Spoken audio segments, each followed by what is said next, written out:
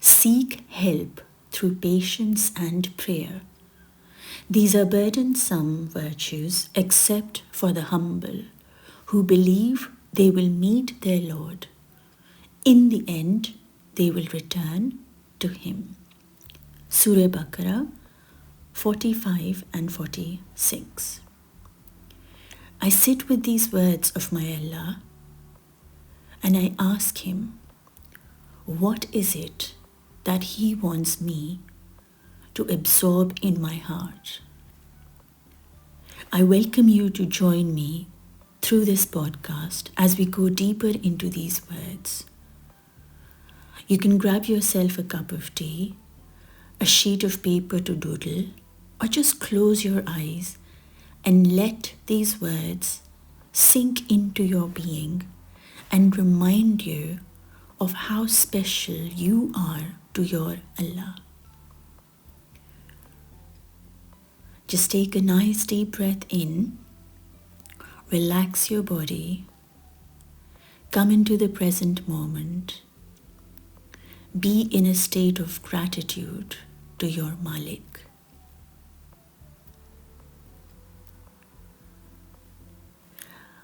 I start by asking, what is patience? Patience is recognizing Allah as your Malikul Mulk.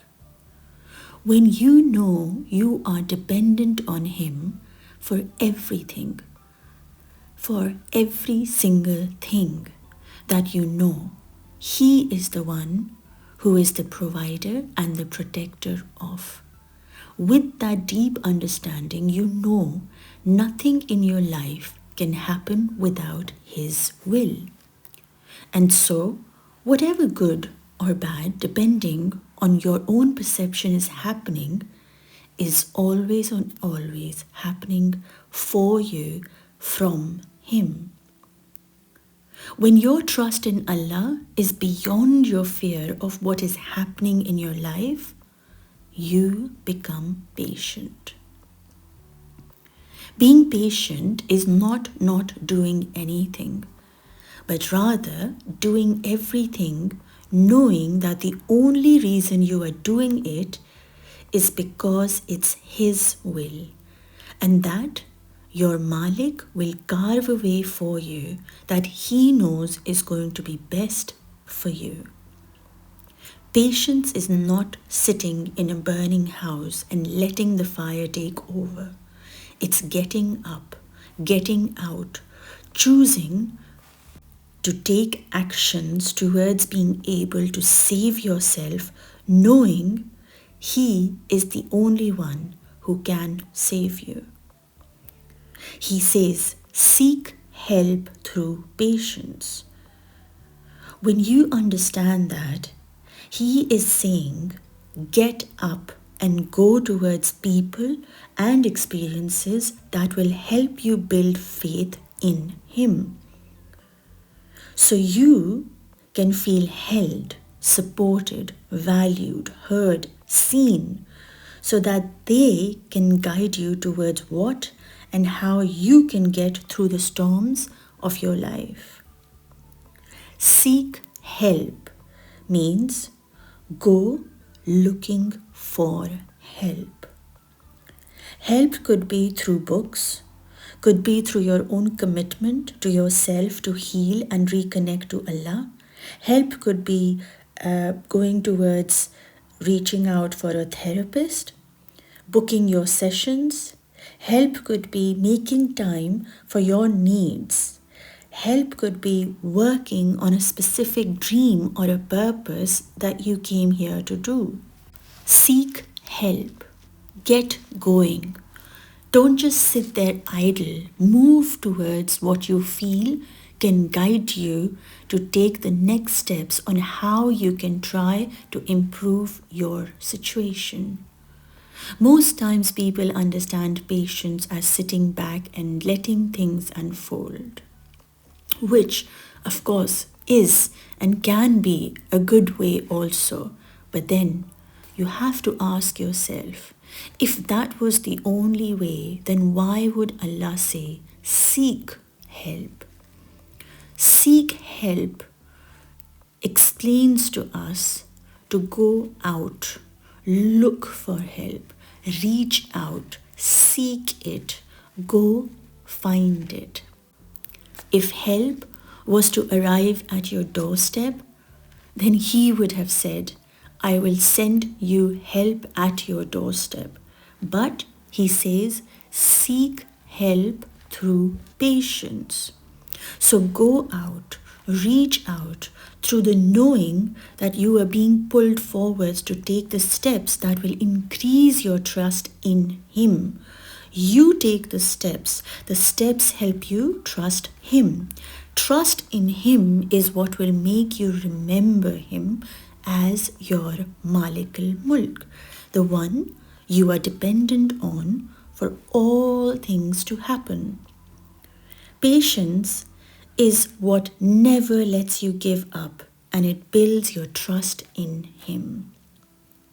Be active in recognizing that patience is not doing anything, but rather doing it with the trust that he is guiding you and you depend on him.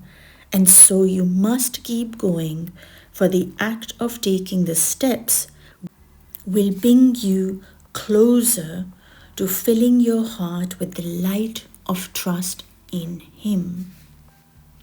He says, seek help through patience, and then he says, and prayer.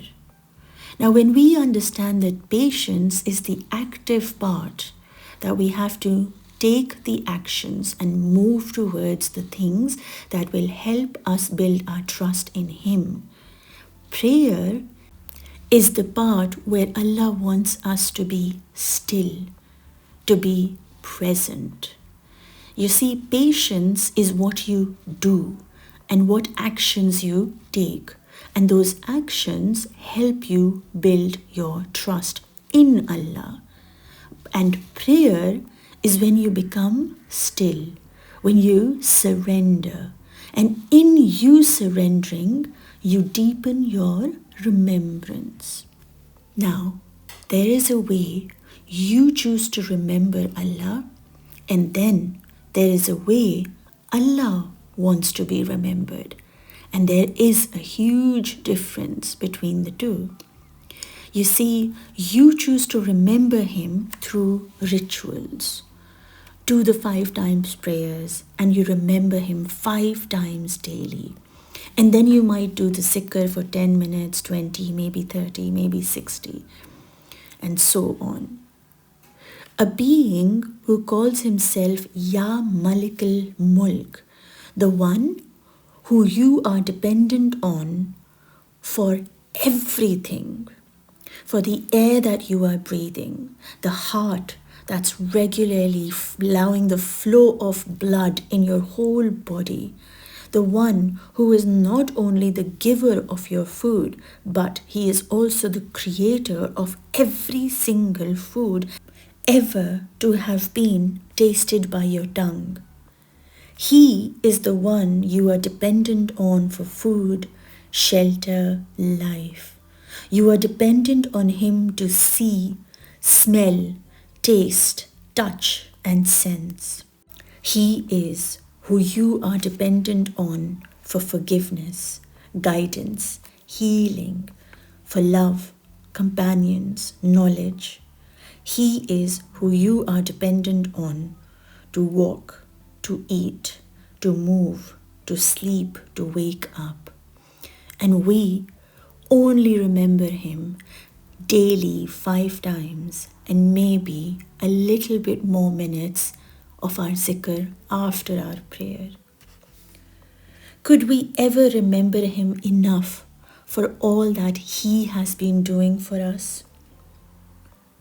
When you connect to what all you are dependent on him for and how he is constantly there for you and his love is unchanged, could we remember and pray to him enough for all that he has been doing and blessing us with? The knowing that no, we won't be able to remember him as much as he is deserving of, we become humble in our being. When you really understand Malik al-Mulk, which guides you to how dependent you are on him for everything and how he is constant and unchanged, trusting him and taking the steps of patience, remembering him with all your consciousness through your prayer wouldn't be burdensome but filled with humility, with devotion, reverence for his love for you. Most times we are taught to pray to remember him. What if today we change that to remember him as Malik al-Mulk, and you will want to pray to him? You choose to pray to him so you can remember him. He wants you to remember him as your Malik al-Mulk, and that automatically will make you want to pray to him and only him. Who believe they will meet their Lord. Those who believe that the meeting with him is inevitable, they will want to prepare for that meeting. That meeting is what will govern their life.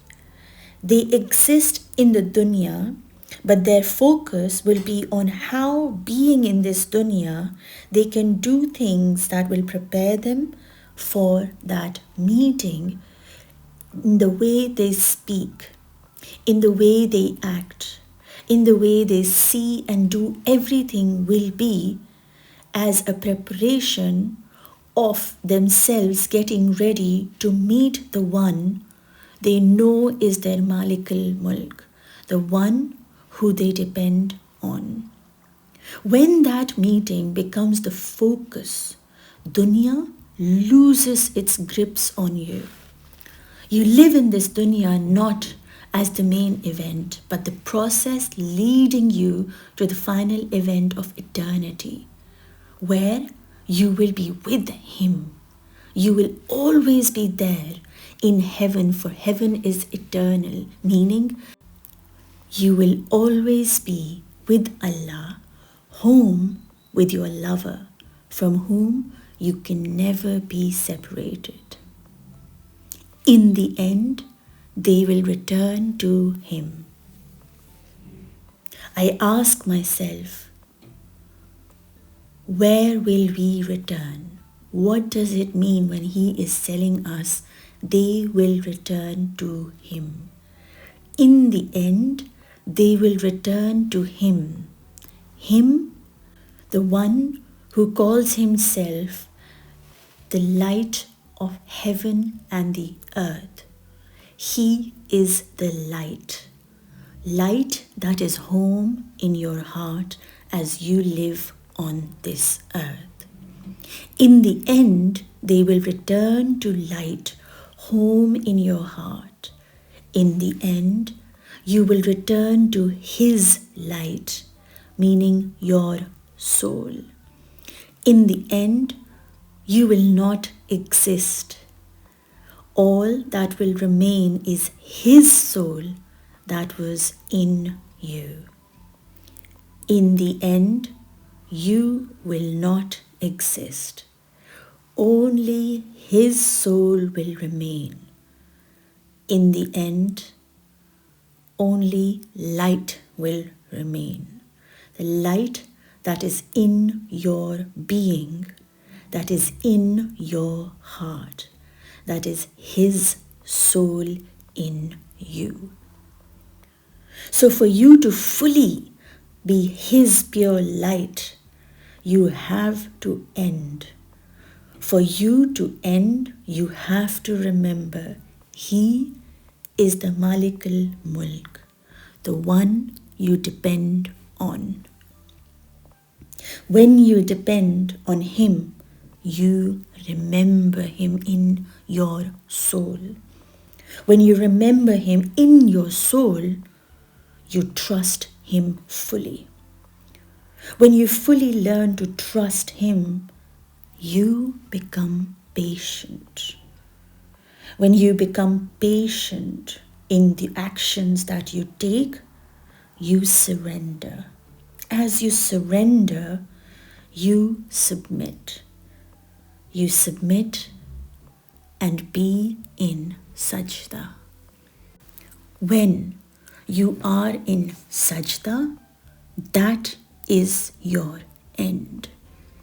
Sajda is when you end and all that remains is Him. The more you sajda, the more you learn to depend on Him. The more you learn to depend on Him, the more you will remember Him. The more you will remember Him, the more you will trust Him. The more you will trust Him, the more you will be patient. As you become more patient, the more you will learn to surrender. Your surrender will help you submit to all that is happening in your life as His will. And the more you submit to Him and His will, the more you are dependent on Him, the more you will die. And all that will remain is just Him. Seek help through patience, meaning trust Him and take the actions that you are being guided to in your heart.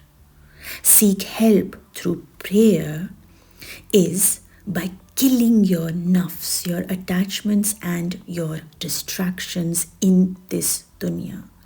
The more you do sajda, the more you surrender, the more you kill that part of you that says that I can do everything. That death of your ego is what will remind you that when you end, all that remains is always going to be Him and His light. You kill yourself as you go down every sajda. You let go of attachments and distractions and you rise back up again, standing straight at Sirat al-Mustaqim, depending totally on your Malik al-Mulk, knowing that He alone is the one guiding you to the right path. As you build your trust and as you deepen your sajda, with every action you take, you build your trust and become patient in knowing that He alone is your Malik. With every sajda, you die, your ego dies. And as it dies, you rise up, leaving behind all your attachments and distractions. And this is what makes you humble to the one who remains beyond you. And this fills your heart with His light. And that heart which is filled with His light has no space for darkness, no space for attachments, no space for distractions.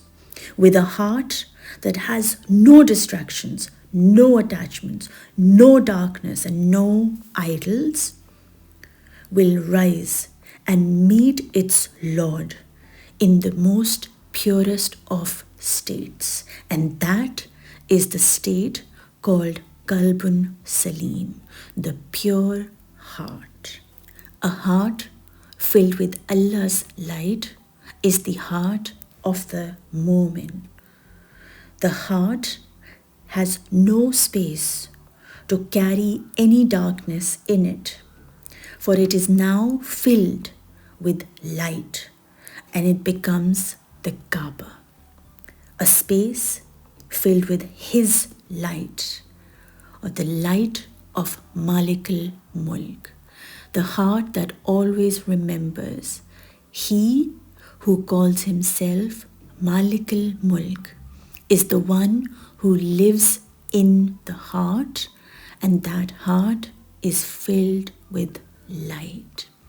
Let this feeling sink over your being. Connect to that heart that you have within you that is in constant zikr, constantly connected to the source of the soul. The Kaaba is within you. It is you who has the choice to remove all the idols and the distractions and the attachments and purify your heart and get it ready for the meeting with the one who is waiting for you. That is the Kaaba that you will take back home to him. And that Kaaba filled with light is the end of you, and all that will remain is him. A Kaaba you take back to him marks your end, and him as Malik al-Mulk, to whom you belong and to whom you will return.